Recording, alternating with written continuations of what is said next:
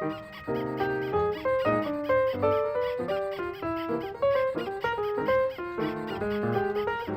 a cute little stand you got, Yeah, it is. Another guy copied it. Made his own version.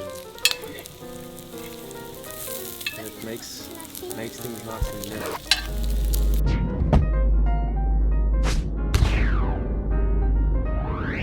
How's it, chaps, and welcome back to another episode of Burton Builds, where this time we are actually going to build something for a change. As I said in my last video, the update video is about a couple of days ago. We're going camping pretty soon, and one of the things I remember from last year when we went camping is cooking, basically, something that kind of all of us do, but specifically gas cooking with these gas bottles and hot wheels, skortels, whatever, hot plates, whatever you guys cook with. But something that I had a problem with is the ground kind of that we cook on. So when you take your gas bottle and put it on the ground isn't normally as flat as a table, normally it's grass, and there are small undulations, and you kind of just hit it lucky when it is perfectly level. So what I needed to do is kind of make a little stand, a little base stand for this gas bottle, and each one of these gas bottles, something that has 3 legs. So however you put it, it will always stand firm, it won't rock. And also one of the legs being adjustable, so that we can kind of adjust the tilt as we need, so that the pan can kind of, the unit, and then the pan, of course, on top of the whole setup, that it can stand straight. Especially something that we had last time is when maybe this whole setup is standing up, but it's not perfectly straight. All the oil kind of in the pan runs to one side, which is quite irritating actually. So need to make a base. Now I didn't have the idea. I actually saw this idea. One of my mates, he has one of these things. It's also a DIY type of base, and I like the design, and I've decided to make one. So basically what happens is it uses the ring that's on the bottom of most standard gas bottles. So as you can see, that one's got one, a smaller gas bottle here. This one's also got a standard kind of base plate ring, and a lot of the bigger ones have the same type of ring. Now, not all of these rings are the same size. These are the old school bottles, nothing wrong with them, but just a whole lot older than the newer ones. And these bases generally are a little bit smaller than the newer bases on the newer bottles. Only about 30 to 40 millimeters in diameter smaller, but nevertheless they are smaller. So it's not really like a universal mount that we're going to make. It's specifically going to fit these 2 bottles. So got to go out. I don't have any material in the workshop here. I got to go and buy some quickly, and we're going to just go and buy some flat bar, some round bar, and then kind of take it from there. And also we're going to stop off at a mate's workshop. I need to roll a ring of flat bar like that, and I don't have a roller. So let's get to it. Oh, hang on. Need the car keys. This is what I was telling you about earlier. I needed to go to a mate just to help me out. He's got a small workshop just to roll the piece of flat bar. And there it is. Got a couple of small machines to use. I don't really know how to use a lot of these things, but there's a shaper hiding away down there, and I think there's a grindstone wheel thing, surface grinder down there, and I can't quite see there's a roller here somewhere, a couple of lathes. This is this is where I get helped out every now and again. I think we'll use these 2. No, we're going to make it fit the big bottle, and then I think that was 205 diameter, which is, just working it out quickly, a circumference of 205 would be like 650, 660, somewhere around there. So if we do 750, wonder if that'll work. Yeah, let's do 750. We only get 3 tries at this, so how tight must this be? Like one turn back from stripped. Yeah.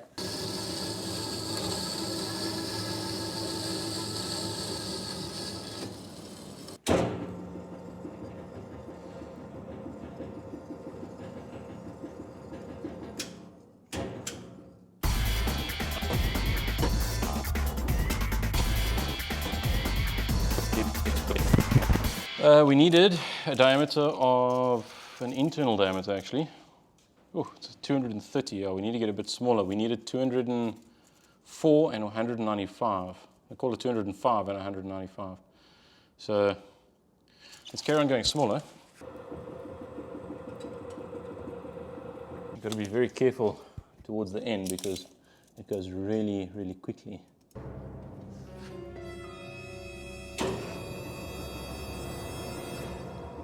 Too small.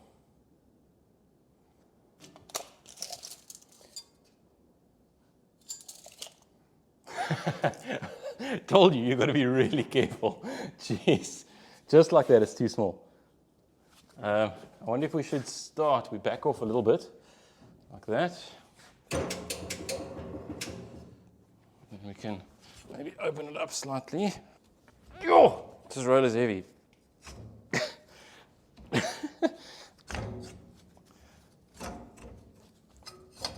Just. There's the one square and there's the other square.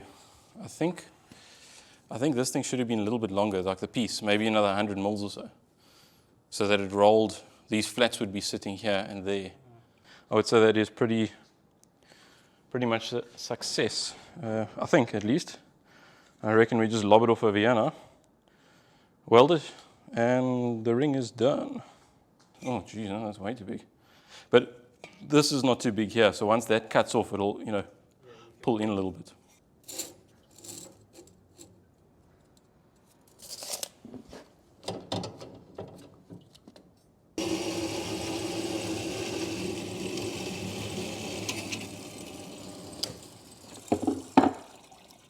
I only need to bend two because the other one's going to have a nut welded onto it, so I'm sure that'll be fine.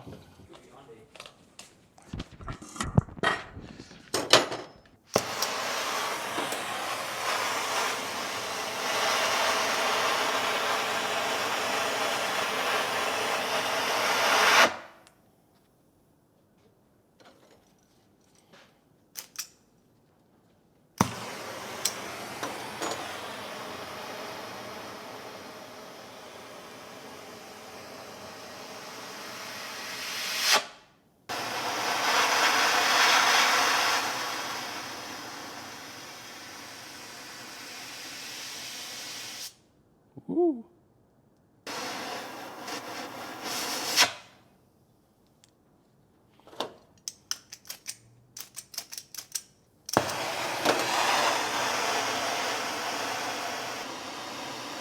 I mean, surely that's hot enough. Jeez, man.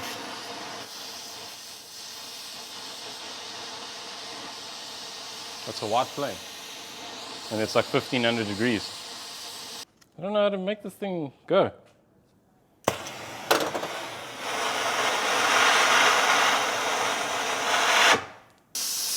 No, come on, it's gonna get hot now. No, not that. Two of them and they will look the same. Oh, fuck. You haven't seen what a big hammer can do. There we go.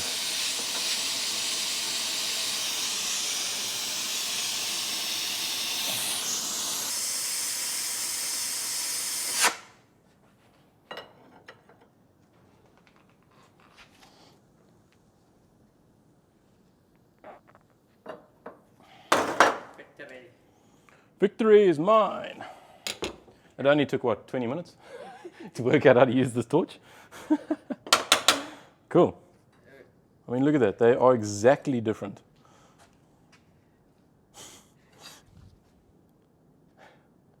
I'm sure that's fine.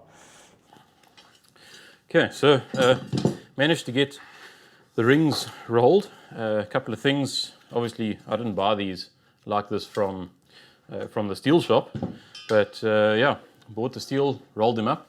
I think they came out relatively well. Had to roll two sizes. Reason being because the small bottle has got a diameter of 205 millimeters at the bottom, and this bigger one has got a diameter of 195 millimeters. So the bigger ring that we've got is the internal diameter is 205, and then the smaller ring that we've got, kind of gonna have to manhandle this one a little bit. The bigger the problem, the bigger the hammer, and just to make this one slide inside the the bigger circle so that I can use both of these bottles with this stand. Also managed to bend up some round bar. Now I bought not a full length, didn't buy 6 meters. I just bought 2 meters and cut 2 of these, bent them, and that's pretty much it for now. The third one I'll just cut a straight piece off, but just to kind of give you an idea of what they're going to be. Which is the bigger ring? Okay, so this is the bigger ring.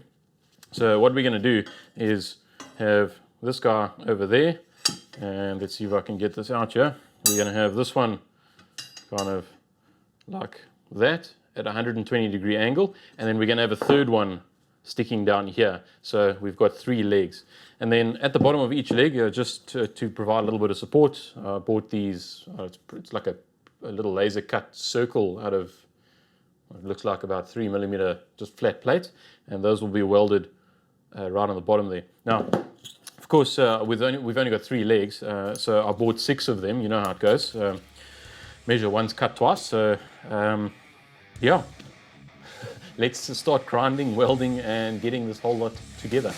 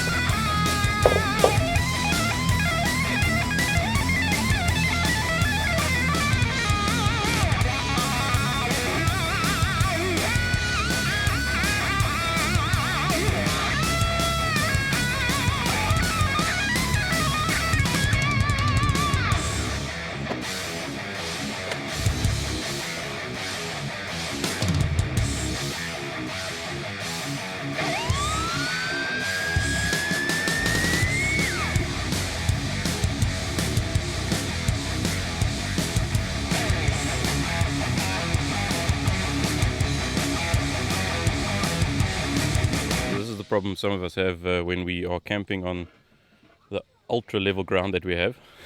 You can see the pool up of oil and bacon fat, which is never a problem because that's always good stuff, but it's all to the one side, and well, there is one of these leveling brackets. This is the mate that that had one that I copied it from.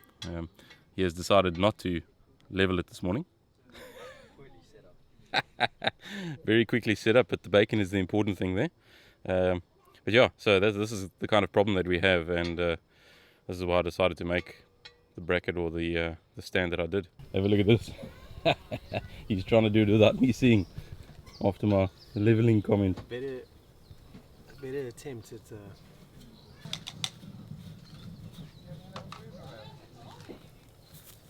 Is that better? Looks a bit better.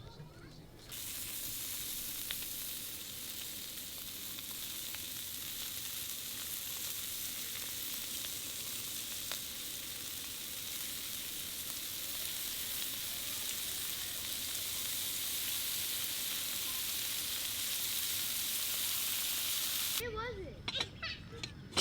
I wish I can have that. No. I didn't, but I found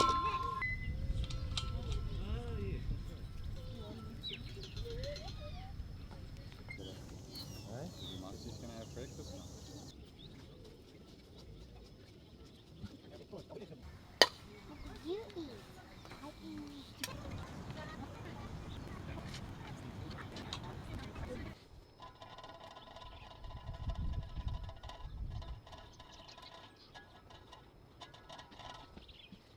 So as you can see, chaps, it works pretty damn well. I'm very happy with the way it came out.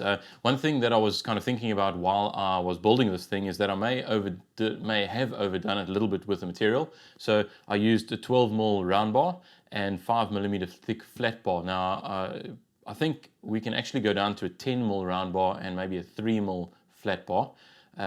Especially with the smaller bottles like the 3 kg and the 5 kg bottles. Although if you are using a 7 or a 10 kilogram bottle, then maybe you want to stick to this oversized material. That'll just give you a little bit more strength. But overall, I'm very happy with it. Ended up spraying it blue, as you can see, same blue as or very similar blue to the Kodak bottles that we have here in South Africa. Yeah, I think it looks really good. And I think next time if I do make another one, or for those of you who are thinking of making these things, it might actually be better to have all of this raw stuff electroplated or even galvanized, because paint tends to chip off quite easily, and especially, I mean, this is the type of thing that doesn't get thrown around, but it's not treated as well as what other general items are treated. So it'll just make sure that it's, you know, kind of keeps its appearance up over time. Ended up using a stainless steel nut and a stainless steel bolt here for the adjustment or the leveling leg. That's just to ensure that over time it doesn't rust and it kind of doesn't seize up. But the rest of it, of course, is mild steel. Also, I've just cut out this little piece of rubber. It's about 40 mils by, I think it's about 3mm thick. That's just also to put inside here to stop the paint from scratching off of our base and off of the bottle. But again, you don't really need that. And also this ring. So as we saw, my 2 bottles, the 3 kilogram bottle fits into the bigger ring, and the 5 kilogram bottle fits into this ring. And yeah, then that ring, of course, just fits in, tightens up, and, you know, Bob's your auntie. So guys, that's it for today's video.